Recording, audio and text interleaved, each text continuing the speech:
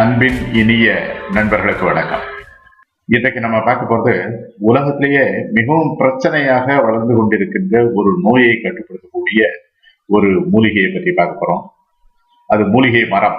அந்த மரத்தினுடைய பெயர் வெற்றி மரம் என்று பெயர்.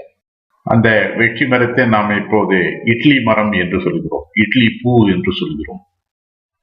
இந்த உடல் பருமனான நோய் இங்க மட்டும் கிடையாது, உலகம் முழுக்க இது ஒரு கடுமையான நோயாக பரவி கொண்டிருக்கிறது என்று சொல்கிறார்கள். இது இல்லாம இரத்த சோகை, கக்குவா நிருமல், சக்கர நோய், குடற்புண், புற்றுநோய், பெண் உறுப்புல வெள்ளைப்படுதல், வயிற்றுக்கடுப்பு, சூதகவலி, இரத்த வாந்தி, உயர் இரத்த அழுத்தம், இப்படி பல நோய்களை கட்டுப்படுத்தக்கூடிய தன்மை இந்த மூலிகை மரத்துல இருக்கு. தமிழ் மன்னர்கள் அந்த காலத்தில் ஆணிரை கவருதல் போருக்கு செல்லும் போது இந்த வெற்றி மலரைத்தான் சூடி செல்வார்களாம்.